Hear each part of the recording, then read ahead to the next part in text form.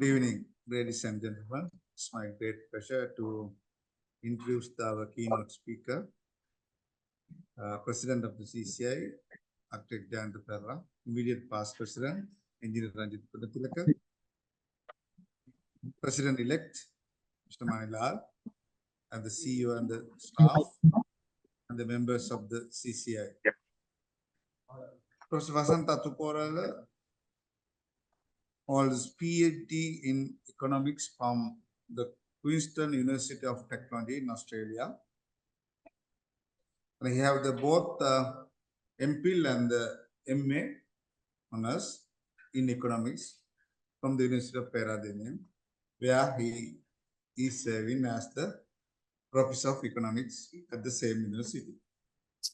He has completed over 20 different courses in the various countries, including the United States of America, Sweden, United Kingdom, Australia, Thailand, India, Nepal, and Bhutan. While his research interests are focused mainly on the empirical work concentrated on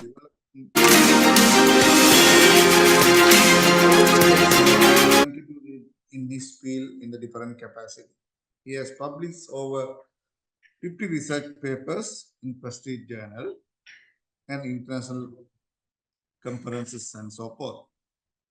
In additionally, he has co-authored 5 textbooks in his field. He has also presented 50 research papers at national and international conferences.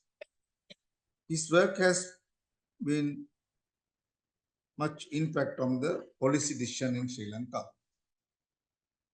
Professor Atukorala has served in the several committees responsible for preparation the various policy documents in Sri Lanka, with some committees appointed directly made by the President of us.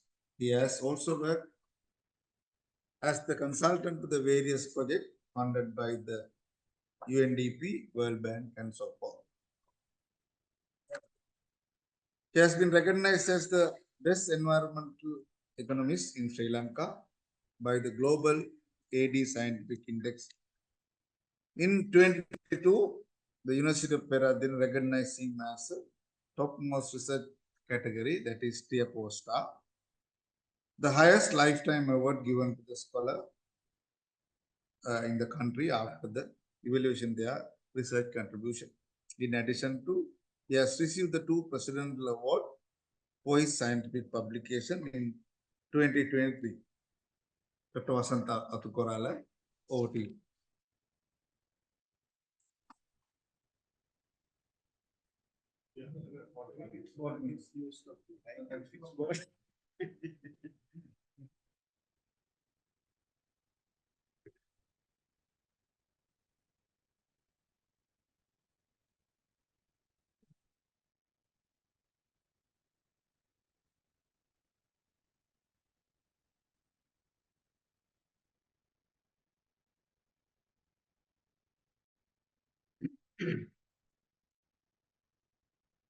Thank you, Professor Ranjit.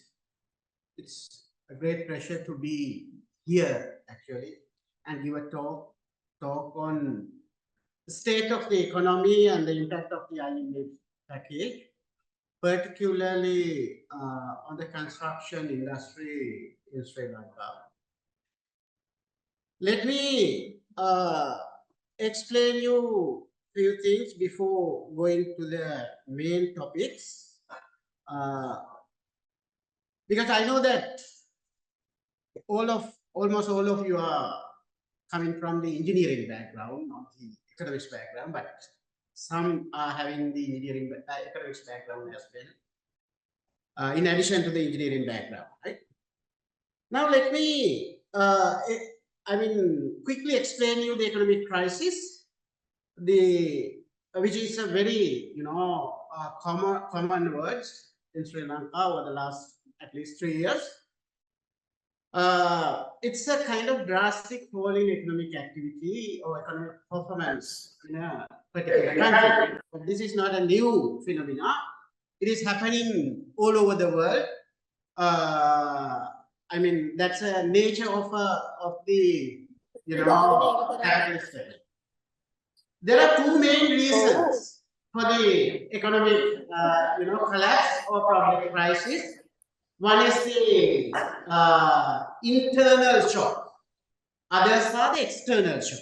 Right? There are some internal kind of shocks. Other and also external. Those are coming from outside of the country, right? Then those are the two reasons. Those can be demand shocks as well as the supply shock. But in addition to that, recently economics were identified.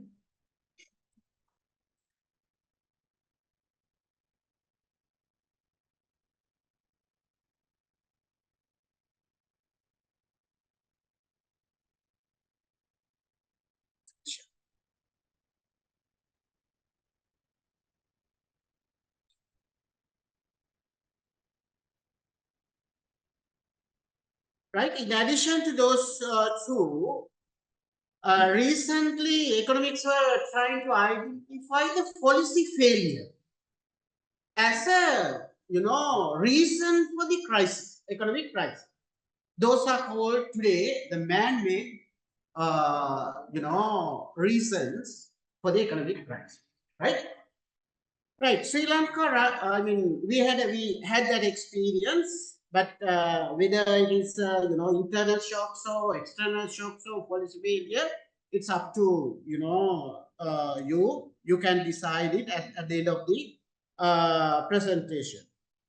Right now, if you look at the Sri Lankan, if you compare the countries, these countries over the, let's say, last few decades, 17, this is a 10 years average. I have ranked the countries. I took 10 countries, which are, more or less similar or something like that. Our position was by 2010, out of 10, we were 6, but 2020, we became 7. Then 2021, 7. 2022, out of 10, we were the last, right? Then 2023, also the same, because out of those countries, our country recorded the negative growth, right? Then all other countries were recovering gradually, but Sri Lankan context were not like that. Then, I mean, if you analyze the recent, situation, these are the quartile GDP, quarterly GDP. Now our quarterly GDP was very low, even in 2018, but 2019 became in some quarters it became negative. When it comes to 2020, again first 2 quarters it became positive. Reason was 2019. You can remember there was a presidential election. Then people's expectation went up. That's why we had a 2 quarters positive growth, right? One thing is clear here: people's expectation are extremely important to determine the economic activity in a particular economy. That's what happening at the moment, right? If you look at the share market, drastically share market is falling down. That's as a result of the expectation, right? And after that, we had a negative growth, like 6 quarters continuously. Then with the IMF and some kind of policy changes, again we started recording positive growth over the last at least 3 quarters, right? That's a kind of big achievement. Probably someone could argue. This country is a very small country. Our total value of our GDP is like 11,000 billion, right? It's not too big. Rupees, not dollars, right? It's very small, Contribution of the agriculture is like 7%. Sorry. Contribution of the industry is 25%, and service sector is the leading sector. Its contribution is 60%. That is very common when a country, country is gradually changing, developing. The service sector started dominating, right? Now, but there should be a very strong industrial sector. That is one of the lacking area in country, right? We don't have industrial sector provides the base for the economy, but that is not so strong in the country. But still, industrial sector's contribution is like 5%. These are the real GDP in the country. When it comes to 2023, agricultural sector 934 billion, not too big, right? And this is value addition in the entire year. Then the industrial sector 3,000, and service sector 7,200, right, billion rupees. But there is that is what the picture we see. If you look at the table here, we have the nominal GDP, and also we have the real GDP, and also I got the ratio between those two. When it comes to 2018, the ratio between real GDP and nominal GDP, right, like 0.86, but that ratio has become 0.43 by 2023. Now, what does it say? Base of the economy is, collapsing. That is decreasing. The real component is, the contribution of the real component. Real component is decreasing, but the nominal value is getting higher and higher, which shows the inflation. If you look at something, the value is going up, but the reality is not like that. That is what basically it says. Base of the economy is not so strong. It is weakening. It has been weakening over the last few years. Real value says the base line scenario or base of the economy, right? Then the changes of the base is like 50%. That's what this last, changes says that base changes of the base is like 50%, right? That is not, that is a significant change, right? Then now people, right? Like most people are talking now, our economics stability and economics growth. We are talking about those things.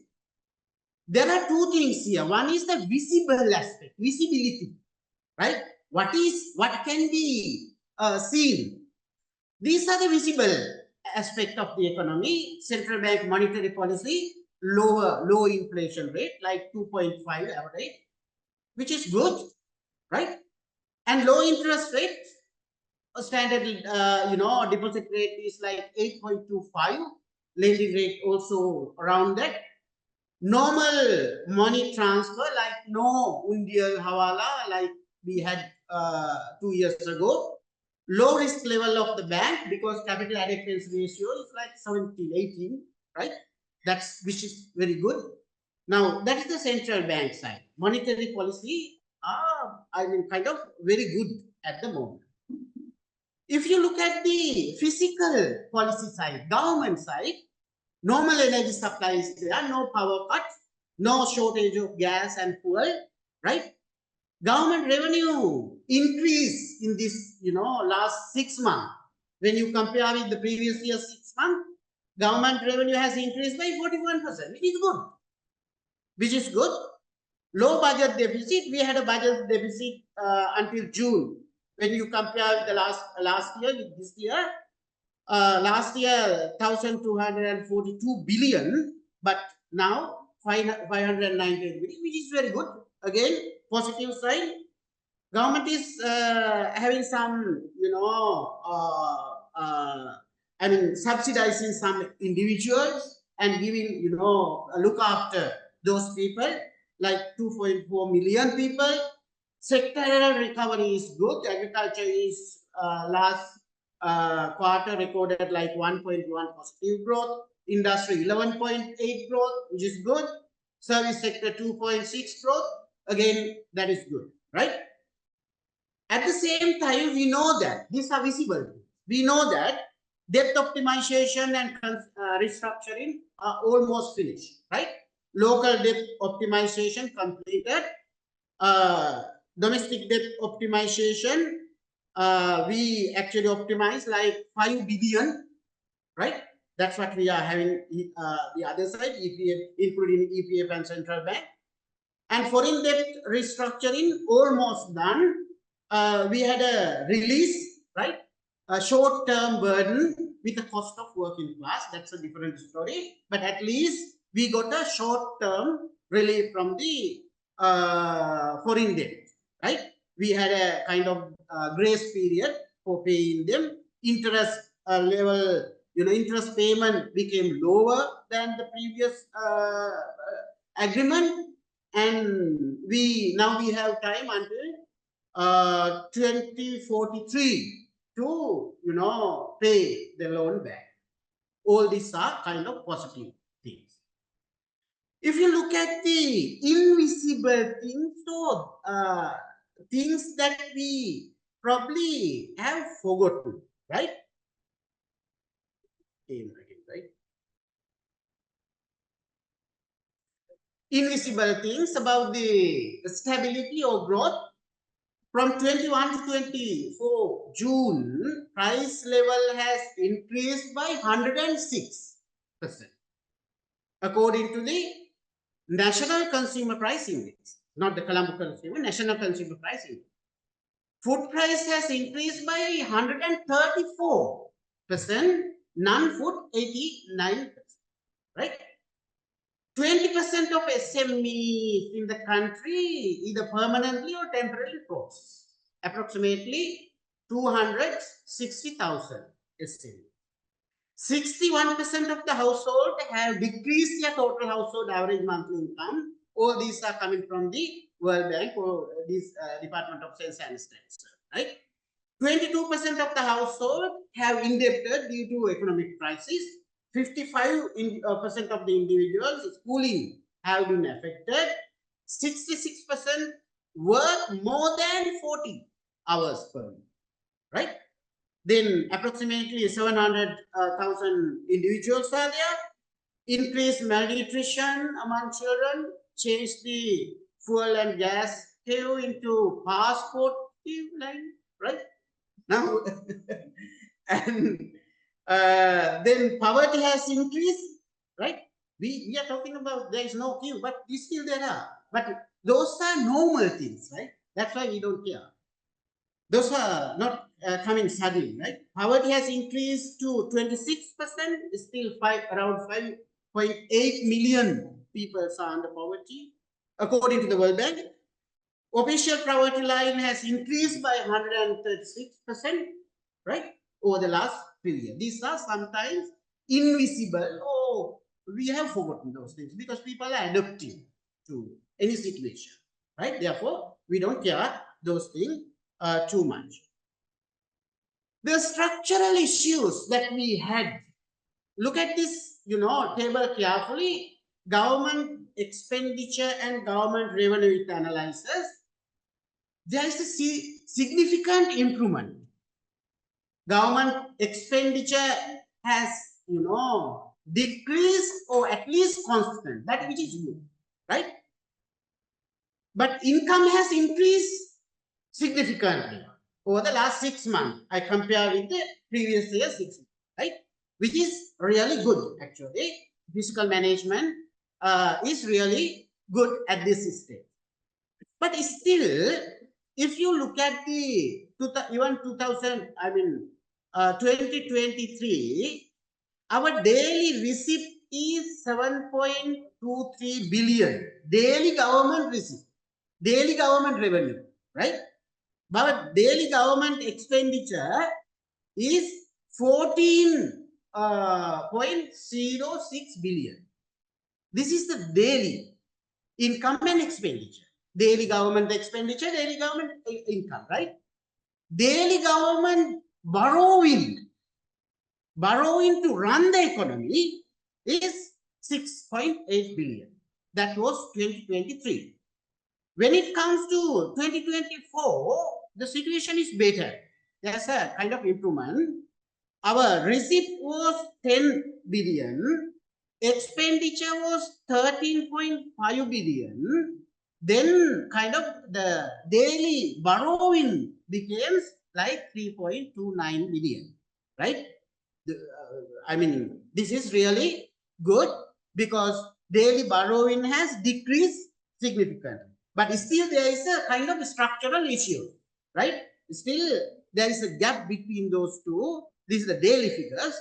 But the situation is improving. But when it comes to the international trade, because our economy had three basic structural issues. Budget deficit issue, that's what I was explaining there. International trade issues, then the debt issue. Those are the three structural issues. If you look at the international trade, right, this is the daily I have estimated the per capita imports expenditure and per capita export income. We export various things and gain revenue, receive revenue. Then we import various things and that's the kind of expenditure. If you look at the per family daily, imports expenditure, that is 2,670 rupees per day per family, right? But our income after exporting 1,888, right? Our income is not sufficient to cover the expenditure. This is what it basically says. As a result, every day there is a 781 loss from the international trade, right? This is a daily loss per family. And also, I mean, now budget deficit issue, international trade issue, and also the debt issue. Debt, I'm not talking about the international debt here because that is sensitive to the rupees dollar value. If you look at the treasury bill sales, even in, I mean, this year, daily, not daily, this is the monthly borrowing, government borrowing, right? Every month, government borrows on average 14 billion. Every month, government is borrowing, which is not right, because these borrowed, if government is not borrowing, this money will go to the private sector investment, right? These are the capital available in the economy, in the banking system. If government is not borrowing, it goes to the private sector investment. But there is a kind of issue here, I see, because when government is borrowing, these banks, they don't want to give it to the invest them on risk, high risk areas, like even borrowing to the individual, the risk is higher than giving it to the central bank or government, right? Because there is no risk there. Therefore, the government borrowing is still very high, which is not good in the economy. Now, let me explain you very simply. I don't know whether let's try to. I try my best to explain this scenario. Our economic crisis and recovery process, right? This is the table. Now, if there are so many things in the economy, so many things happen in the economy, even fertilizer ban and other things, these were happening. Forget about all those things. What actually real crisis started because we didn't have enough fuel, we didn't have enough gas, we didn't have enough medicine, we didn't have enough commodities in the market, right? That is why people went to the road, right? There were so many other things, but real, crisis started, social unrest started because electricity cut, because electricity cut, gas prices, milk powder crisis, medicine crisis. Why this crisis happened? We didn't have enough money to import those. We didn't have dollar to import those. This is what happened, right? And this is how we recovered our economy. Now look at this first, the under trade balance we have the export and imports. Then balance one gives you the surplus or deficit. From export and imports we had a deficit always. Is that clear? These are all billion, right? The all USD billion. Every time we had a deficit from the trade, right? Then we had some money from the tourist industry and remittances. Those are also inflow. Those receipts shows by number 2 column. If you add those two together, because there is a positive, that is inflow, that is positive. Now, if you take 1 and 2 together, this is what the surplus we had, right? 1 and 2, balance 2 give us the 1 and 2, our, foreign reserve surplus, which is good. Now, although we had balance 2 shows you really our earning, right? That is our earning. In addition to that, now we have to pay foreign debt every year. That is outflow, right? This is what we had to pay. The outflow 3 gives you, here outflow 3 gives you foreign debt repayment in each year. Right? Once now balance 2 give us our earning, right? Earning. And then we have to pay the debt. Once you pay the debt, that is what we had. Right? That is what we had. Balance 3. Now I took the balance 1 and 1, 2, 3, balance 3 into the second table down there. Now balance 3 is was negative, right? Always we had a negative. Then what government should do? We have to bring some foreign currency to Sri Lanka. Then we use international sovereignty bonds, right? ISB. That became a crisis in the country, right? ISB to 2018 we got 2.5 billion, which is sufficient because our balance was 2.19. Now we could cover. 2019 we got 4.4 billion only from the ISB, right? Only from the ISB. But we didn't get 2020. Actually, we didn't get because we couldn't get it. Why? Moody and other, debt ranking institute downgraded our situation. Therefore, we had to stop taking, luckily, we had to stop, getting ISB loan. Now, balance 4 gives you with after adjusting for the ISB, right? ISB, then we had a kind of, 0.031 billion, right? Surplus in 2018. 2019 we had a surplus because we borrowed money. Then there is a surplus. 2020 again we had an issue, right? Why we couldn't borrow money? That's why if we borrow money, we can settle it, but we couldn't settle. But we could settle it because previous 2 years we had some saving. Right? Did you understand? Previous 2 years we had some saving. Therefore, I could manage it. 2021, our deficit became very high. We couldn't do anything, but we had something hidden. That's what the central bank reserve. Central bank had some money. So that is what the CB reserves in the last column. CB had 6.9 billion reserve. Now what government do is, we couldn't borrow money, then let's use CB gold and all the assets. Now they were using those things, right? They were using those things and covered 2021 as well. Now we used up all the central bank reserves. We couldn't borrow any money, but we had to pay international debt, right?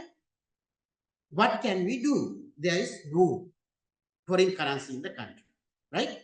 Therefore, we couldn't, by 2022, we did not have any foreign currency in the country.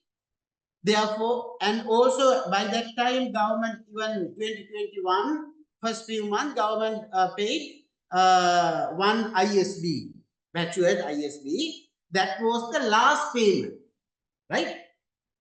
Like according to my knowledge, 1 billion. After that, we didn't have any money. Therefore, we couldn't do. We didn't have money to import essential. We didn't have money to buy, gas, import gas, fuel, milk powder, essential medicine, anything, right? That's what happened. Now, right after that, there were a lot of issues in the country. People came to the road. There were a lot of changes in the political system. A lot of change, even the administration, central bank governor changed, treasury secretary changed. Those things were. They really understood the situation. What they did was, okay, stop paying foreign debt, defaulted, right? That was the first thing. 2022, April 12, we accepted default, right? That's when we stop paying for it, right? Now this is this graph, red area, shows this situation clearly. We came below the zero value. After that, that's when we didn't have money to buy anything, right? Then now this is the situation. By end of 2022, Sri Lanka achieved kind of 2020. At the beginning of 2022, look at now. I took balance 4 to here, right? Can you remember balance 4 is in this first, second, third, fourth column. I took that balance into the other one, balance 4, and central bank reserves I added. Now we had a gain in 2022. What is the gain? Default relief. Once we defaulted, we didn't want to pay debt, right? Now for it, we don't want to pay debt. Therefore, we had a relief. How much relief? At least 2.5 billion per year. Those are now our saving, right? Then the next year, 2.5 billion. Then until 2024, June, 1.5. At least 6.5 billion relief we have. Now, if you adjusted those relief to the balance, we will end up with 2.2, is still negative value, right? If you adjusted those relief, still we had a negative surplus. What happened was India, China, IMF, and World Bank gave us in 2022 3 billion approximately, 23 2 billion, 23 2 billion, 24 until June 2 billion. Now we could manage. because we could manage now. We could manage due to two reasons. One is debt relief we had, because not relief, actually defaulted situation, we saved some money. The other thing is we received some money from IMF and India, China and those. Then we recovered, we had some surplus. Surplus was added to the central bank reserves. Now that is why our reserve is going up, right? By the end of 2022, Sri Lanka achieved natural economic equilibrium. I acknowledge the hard work done by the governor and his team, right? And also treasury. I'm in economics. I'm not happy about their work last year, but this year they are much better. Anyway, country came to this natural equilibrium. Why I am saying natural equilibrium? If you again look at this table, earlier I showed you other inflow. Can you look at the other inflow? Other inflow is gradually increasing now. Remittances increasing. Now look at 2022. Other inflow total is 4.929 billion. 2023 it becomes 8.04 billion. I don't know whether you can see these things, right? Under column 2, that's the other inflow. Then in 2022 we had 4.9 billion. That was the lowest. 2023 we had 8 billion from those. We could use those 8 billion now to import the essential, right? And also 2024 also we had some money, right? We had some earning. That's a kind of natural equilibrium in the economy, because remittances, foreign workers are sending remittances, and also tourists are, more and more tourists are coming to Sri Lanka, right? Now there is no issue with the foreign debt payment now. Therefore their money is not going outside. No shortage of foreign currency, because we earn a lot from tourism and foreign workers. Therefore we have sufficient fund for the imports essential. But if you look at we achieved this, we achieved this recovery at what cost? That is one of the biggest issues, right? Our most people are thinking now our economy is in a recovery stage. That was done by the, that is like a magic. There is no magic here, right? There is no strong policy changes in the country, economics policy changes in the country, but naturally, economy is, these things are happening. Government supported. I should acknowledge central bank did a great job, right? We achieved all those things with a very big cost. What was the cost? Depreciated exchange rate, 202, 363, 300 now, right? This was the biggest mistake that governor initially did, right? I interpreted it as a mistake. Increase interest rate. We had an interest rate like, standard deposit rate like 6-7, right? We should change it gradually. You can increase it like 10, 11, 12, and so on after observing the market. But central bank, what they did was, they suddenly increased it to 14%. When suddenly things are happening like that, the risk level in the market is increasing. As a result, treasury bill rate increased to 33%. When government borrow 100 rupees, earlier government receives 93, the interest went 7 rupees.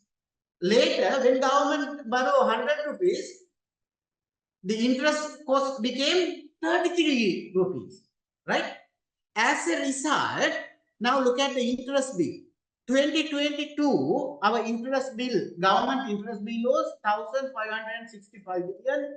2023, 2,193 billion. 2024, 2,651 billion. That is just interest bill. Who is getting this? Only 13 companies in Sri Lanka. You can check. You can invest your money. 13 companies registered, companies in Sri Lanka. They are getting to all this, interest, right? Then there is a big interest cost, right? We achieved, recovery with a very big interest cost. Then inflation, again, big cost to the normal people. Increased government debt. Look at now, although government stopped paying foreign debt, but got lot of money from the domestic market, right? There is I don't know whether you are familiar, there is a crowding out effects here. When government borrow more money from the market, private sector has less money, right? Now this happened. This is what the government, this is how this graph shows the increase of the borrowing over the last 3 to 4 years, right? Now look at 2021, like we had now 2018, borrowing was 6 billion. Total borrowing was 600, domestic debt 600 billion, right? 6,000, right? 6,000 billion. It becomes almost 18 billion within 3 to 4 to 5 years. Almost, increase 3 times government borrow, right? That's again, even after debt optimization, this debt, even after debt optimization, this is the issue. Now there is a big issue there. Domestic debt now has grown by 56%, right?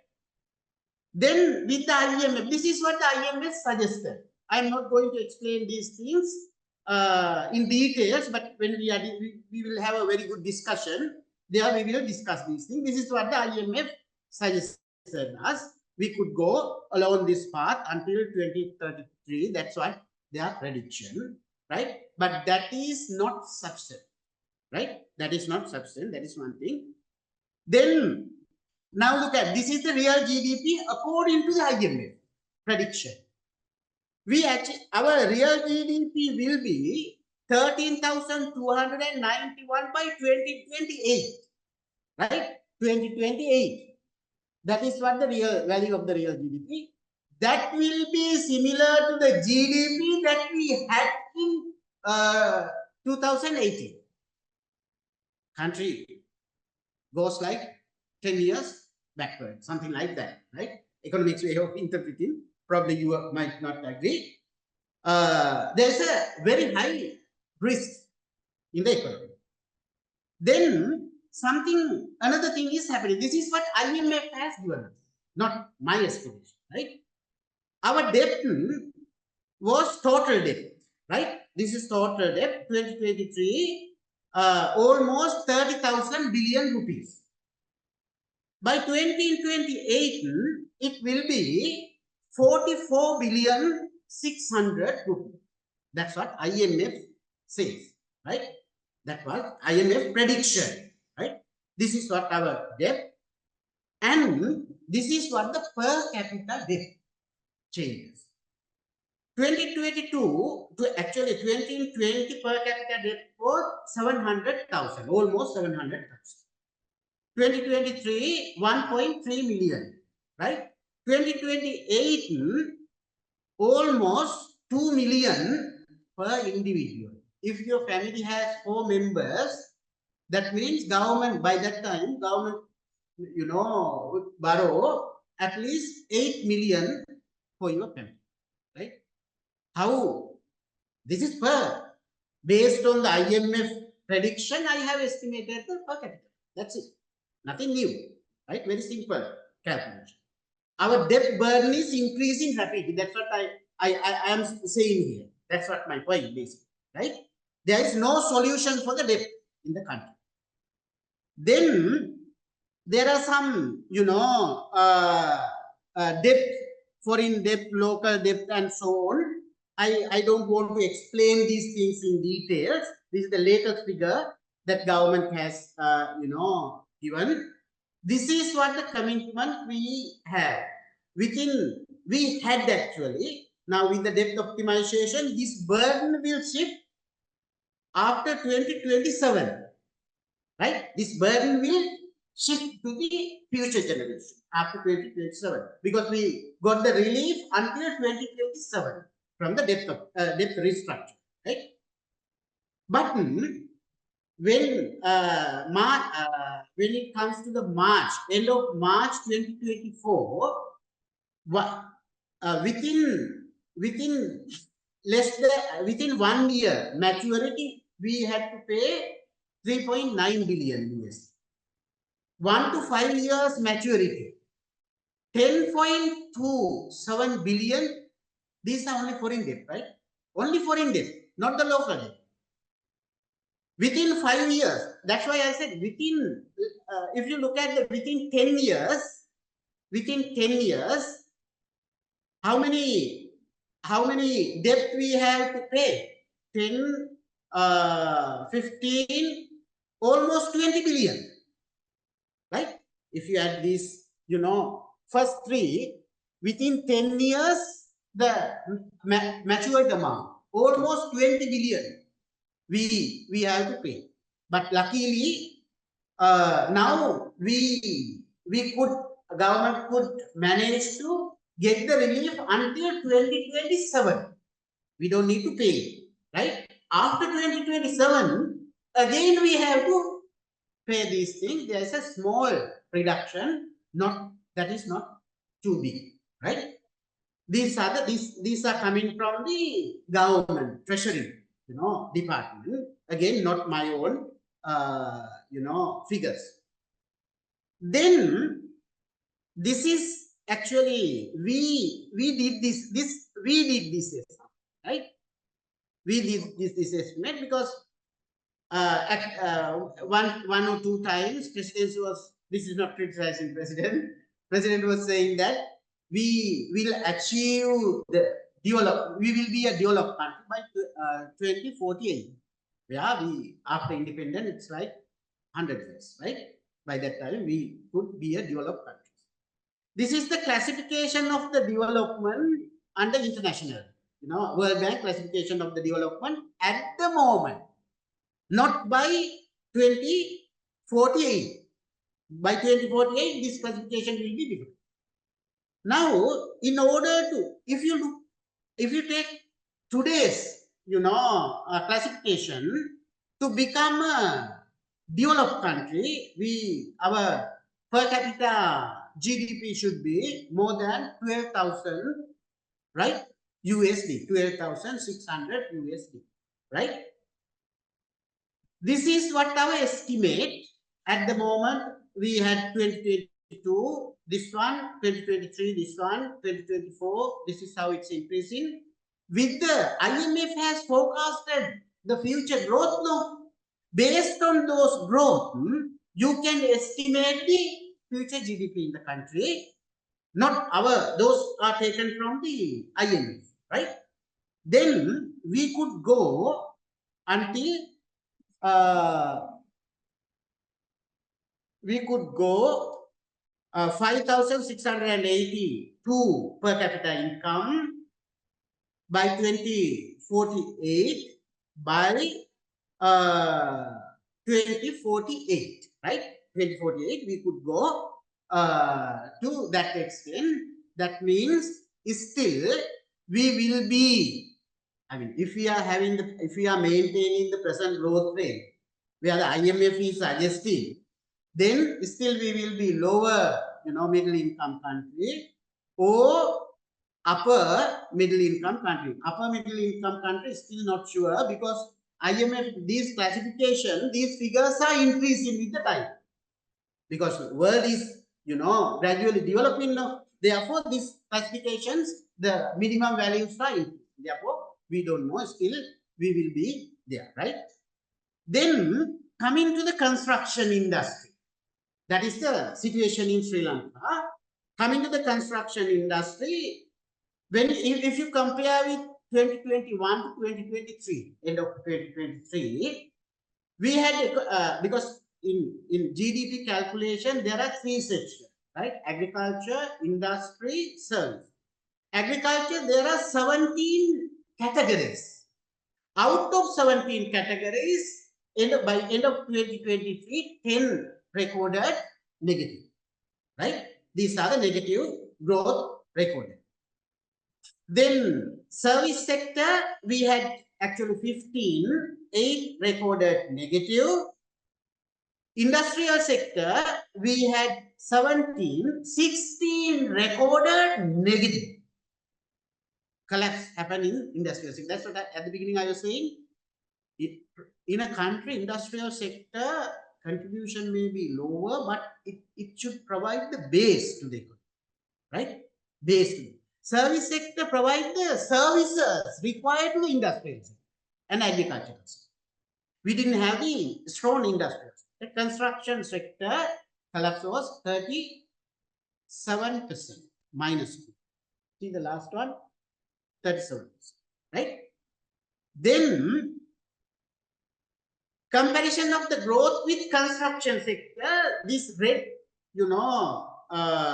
red one shows the this one construction sector growth, right? The others are agricultural, service and industry, but I have taken the construction sector there.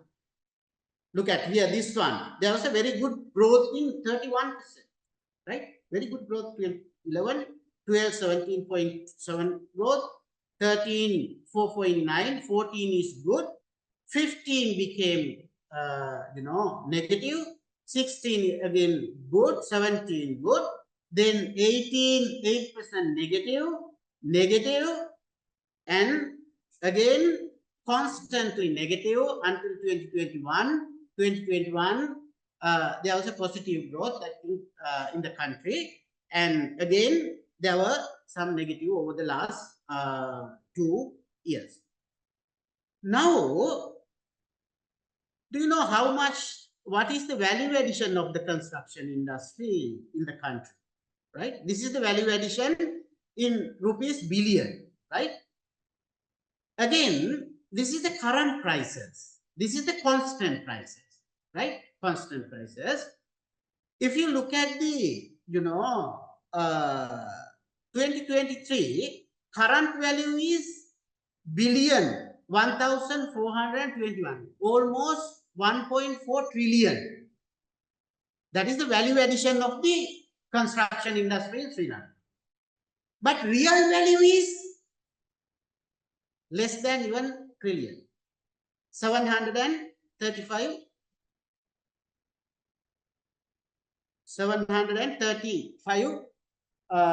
the table 735 billion. That is the real value, right? Real. But nominal value is higher, real value is lower. That means base is decreasing, right? What we need is the real value. Now look at the gap between those two is increasing, real and nominal. That means contribution is purely the prices fluctuation, not the actual prices, right? But if you look at the industrial, these are the items available in the industrial sector. This is the second largest contributor. Construction industry is the second largest contributor in the industrial sector. Contribution is like 24%, right? That is what I have here, 24%. And first one is 29%, manufacturing of food, beverage, and tobacco, those things. But construction became the second. Others are very small. Look, others' contribution are almost negligible, right? That's why I said there's no industrial base in this country. Then these are the construction sector. as a percentage of GDP, look until 2017, there is a very good growth in the construction sector in Sri Lanka. But after that, decrease rapidly, right? Collapse this sector. It's not because of the crisis, right? Crisis happened like 2020, 2021, 2022, and so on. Why it happened? Our construction sector value addition was mostly the government construction.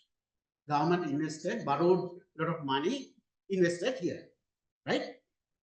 Then this is the second graph shows you the construction as a sector contribution out of the industrial contribution, right? Out of the total industry, look at 38% by 2017 contributed by the construction.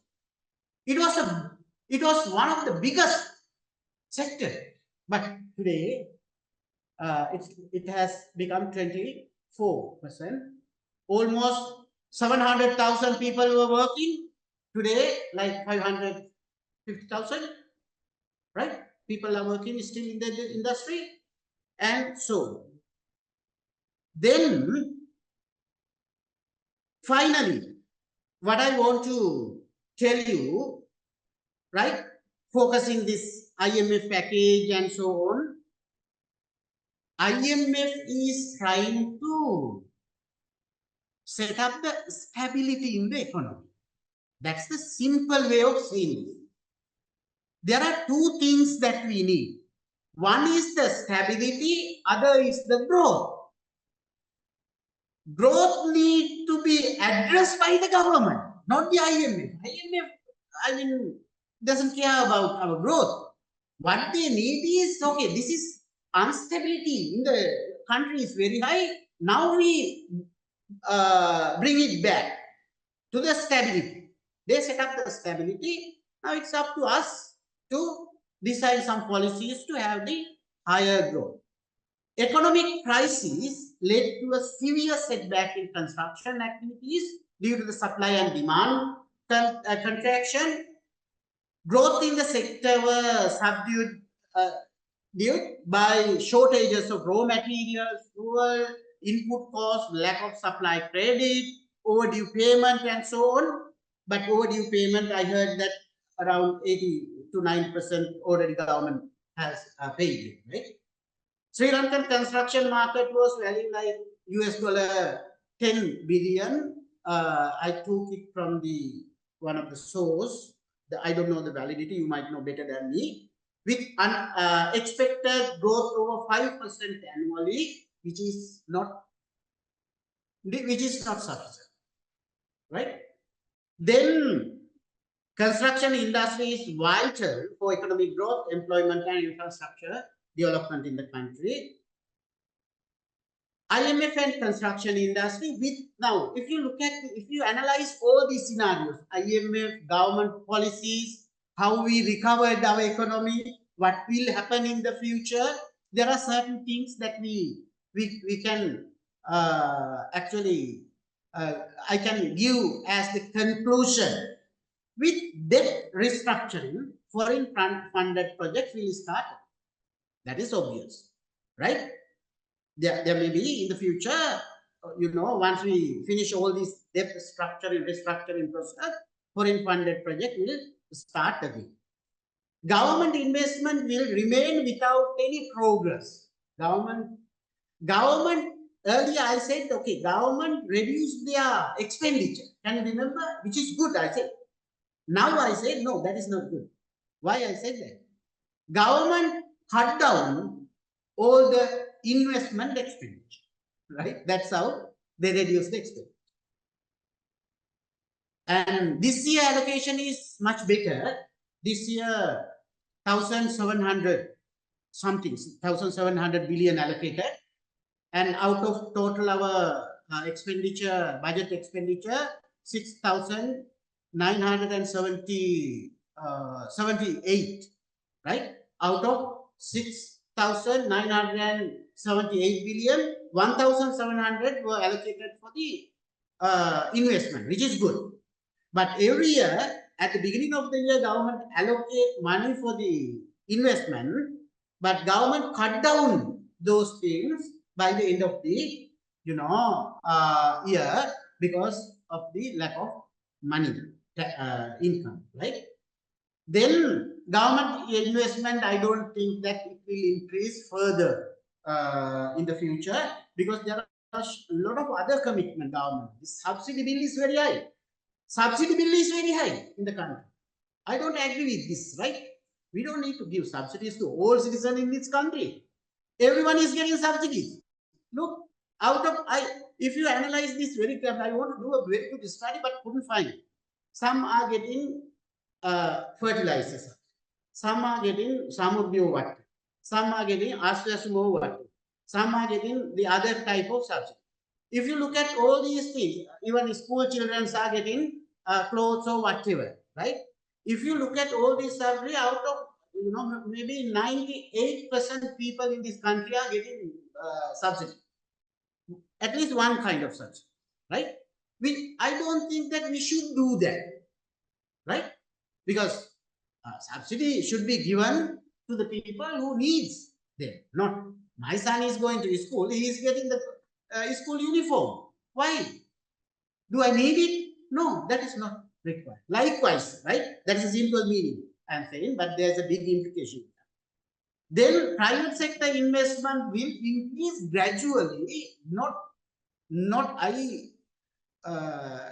because I mean earlier I showed you clearly the debt risk in the future. Next 2 to 3 years it will be okay. After that again there is a risk. But if you could maintain a very good growth by that time, there is no problem, right? Because then our capacity to pay the debt is increasing. That's the issue.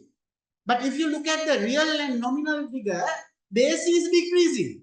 That means capacity is decreasing. Then private sector investment, now I saw that the cabinet paper and so on. At this stage, these days, whatever the politician says, don't trust too much because there's election.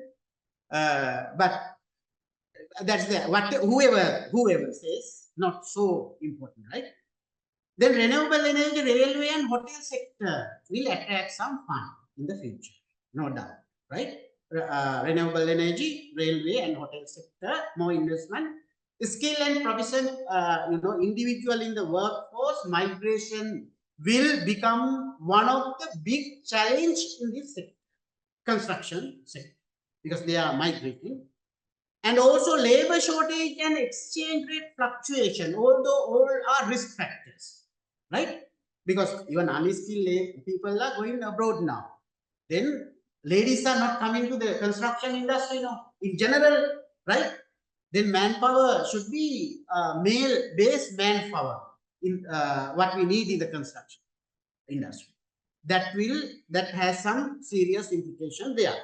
Price of raw material is a risk factor in constructing houses, and those things are not people are not undertaking. Even government gives money with a low interest rate. People won't do that because their salary is not sufficient, because the real value of their salary has decreased drastically.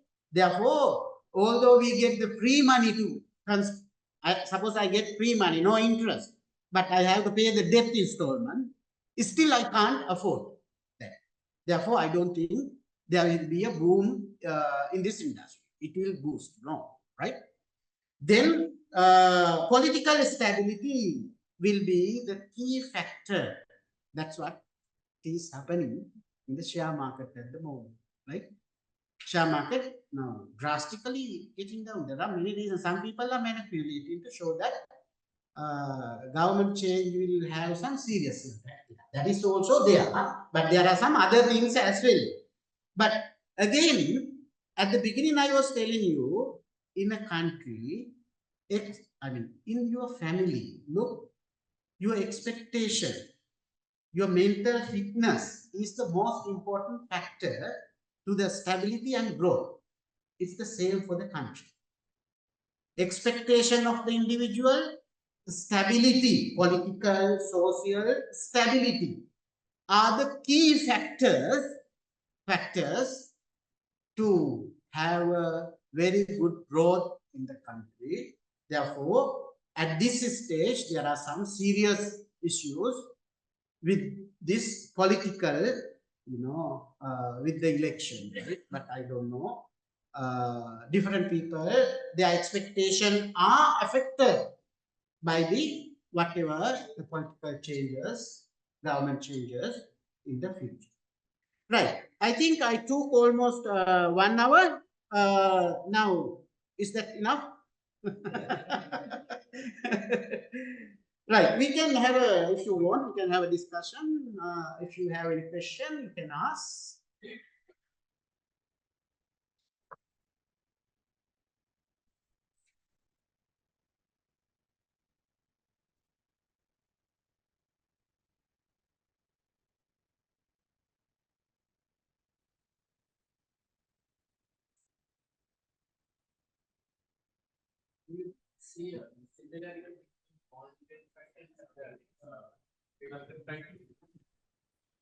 The structure of the economies are completely different, right?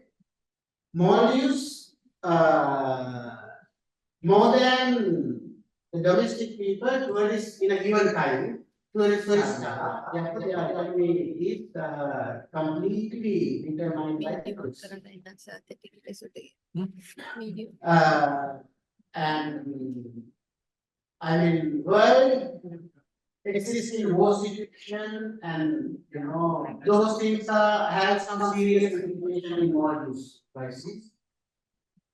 But if I was explaining at the beginning, this under the other financial core, tourism and also foreign remittances, we lost those two. That's why this crisis emerged, right? Then our economy is recovering because those two are recovering. I explain that fact, that issue, that in that context, there are some similarities, right? But if you look at the sectoral GDP, I mean, there is one strong difference, right? That is, although whatever the crisis is happening in this economy, our economy, informal sector is dominating, right? Informal sector is dominating. Some studies says that 60% of the total economic activities are informal. Therefore, I mean, but Maldives is not like that, right? They are, day-to-day daily transaction rather than well-established industries, well-established agriculture, and so on. But we have some kind of well-established agriculture. Although there is no food in the market, people can still survive because 80% of the individuals are living in rural area in the country. They have something to eat in the rural. Professor, there had been 2 questions from the Zoom respondents. One Umesh is asking, what is ISB? Can you please explain? Then there is another question from Ruini Kaushalya. What is your thought on future of construction industry? First one, ISB stands for International Sovereign Bonds. I mean, there are several ways that government can borrow money from the from international sources, international institute or places. One is we get some kind of bilateral loan. We discuss with other countries and get some money. Then there are some multilateral loan, other multilateral organization, IMF, World Bank, we are, borrowing money. Now, if our country is very strong, we can go to the international market and borrow money, right? Those are called sovereign bonds, right? We issue a bond to the market, international market. We don't know who is buying it, Sometimes someone can buy it and probably you can sell it to someone. Else I don't know that. That is the international. That is international market barrow, right? That's what we call the ISB. Then the second one, future of the construction industry. Is that? What was the second? What is your thought on the future of construction industry? That is what I summarized in my last slides. I mean, not only construction industry, all sectors in the economy, there is a very high risk, right? Risk is debt burden is increasing, right? I clearly shows that what would be the per capita debt per family debt by 2028 or 2032. Debt burden is increasing. You pass your burden to your kids. That's what happening at the moment, right? Now you pass your burden to kids. Once kids understand this, they will leave the country. Right? Now that is what happening at the moment. Right? That is what happening in the moment. Therefore, what I am saying is, there are so many ways that we can, restructure this economy and maintain at least 10% growth. Within 6 months, we can turn it, this economy, right? What we need is strong domestic economic transformation. Now look at, we have so many issues in the land market issues. Simply, let me explain you these things, right? There are 4 factors in the economy: land, labor, capital, entrepreneurship, right?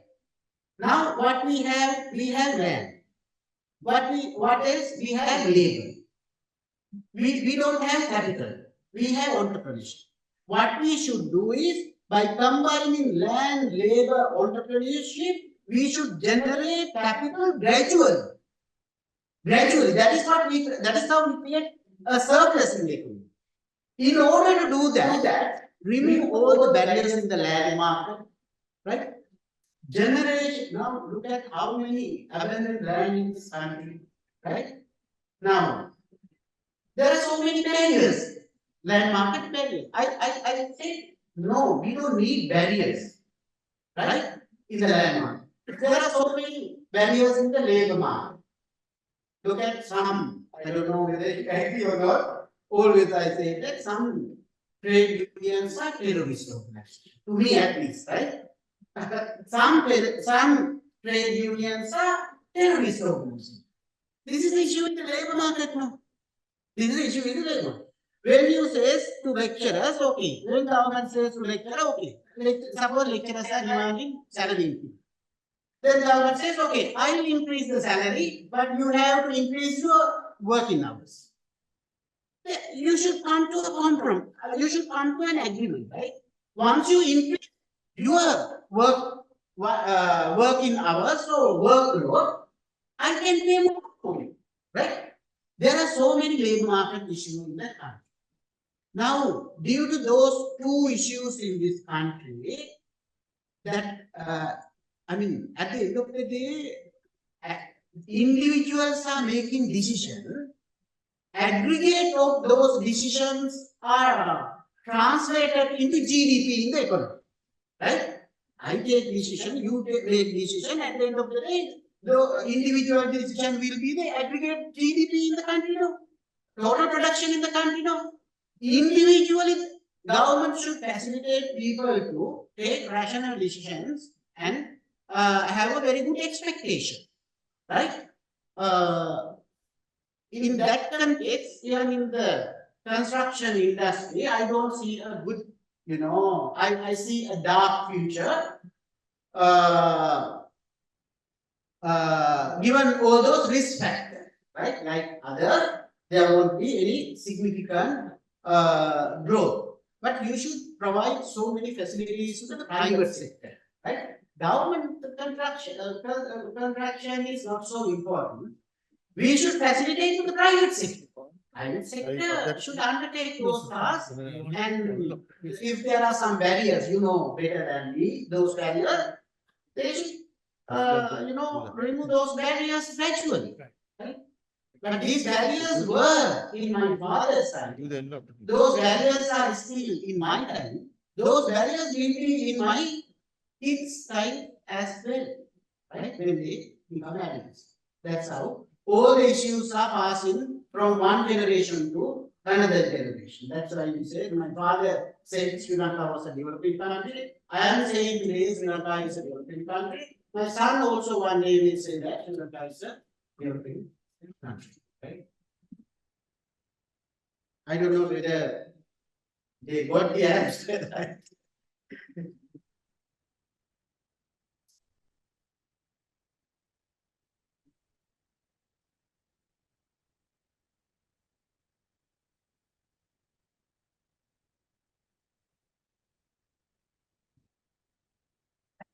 There is one more question. I think with that we'll wind up the session. One question there. Do you think the export sector will have considerable growth in the coming years? Does the government have any program to encourage export sector?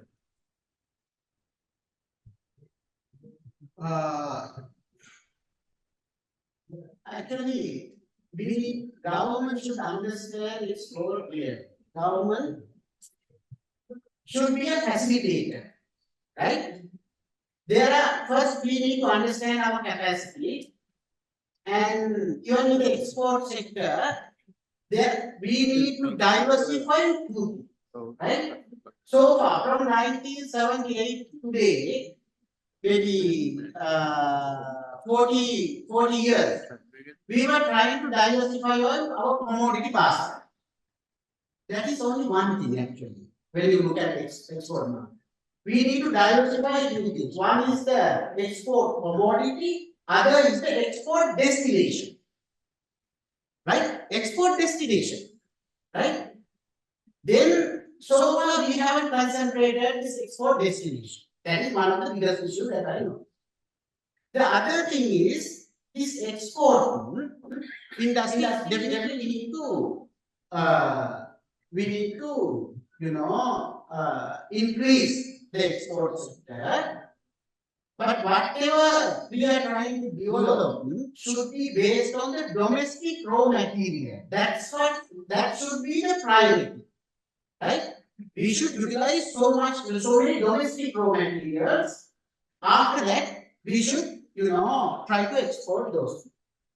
There are so many things that we can do actually.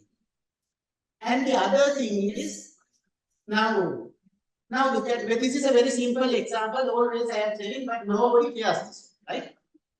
Around our country, we have the sea, right? If someone asks you how you are utilizing sea, whether you can, use it more, people, policymaker always says we use it for fishery industry, but still we import fish and almost all dry fish and all those things, but we barely use it for fish. But this sea, look at, there are so many countries in the world, they have a navy, right? Almost all countries is having a navy. This army, navy, but they don't have a place to train their navy, right? We have around our country, we have army camp. We had very good army camp, very strong army camp. At that time, we should change those to degree awarding centers to the Navy, training centers. Right? You could attract more foreign money. We should introduce diving, training centers in Sri Lanka. I mean, there are so many ways we can utilize the sea, but still we are not, using it. We use it for two purposes. One is drug trafficking, right? The other is fishing, right? Now there are so many other ways. Education. right? These people are not allowing to liberalize the education sector in the country. We should do that. That is, I mean, if you can bring more and more foreign students to the country, that's a good opportunity. Now, very recently I started working as the director of the postgraduate institute for utilities and social sciences. You know, now we have 18 months, 14 months, right? I am coming from economic background, but I know that I can't sell economics degrees to the world, but I can sell Buddhism to the world, right? I can sell it. Whatever I can sell, I can sell Buddhism, I can sell history. Those are very good opportunities for other monks and attract more and more people. Now we are doing it. Like, but still there are various objections. There are so many ways we can, develop this country, but we need a kind of visionary leaders and We listened to a very illuminating keynote address by Professor Vasantha Athugorla. It is very seldom we construction professionals hear economic issues like what we heard this evening. We thank very much Professor Vasantha Athugorla for coming all the way from Peradeniya and taking part in this deliberation. Now it's time to show our appreciation to Professor Vasantha Athugorla. Our president will give a token of appreciation.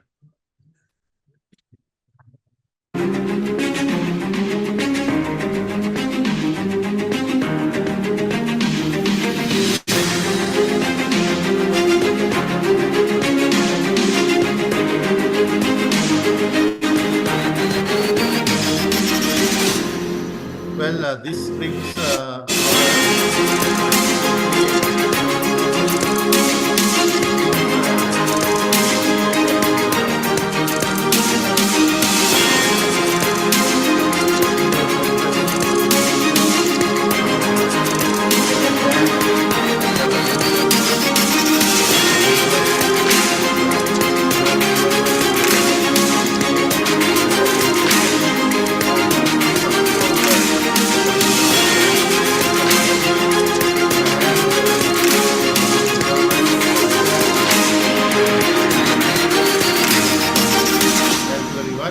Now I invite all the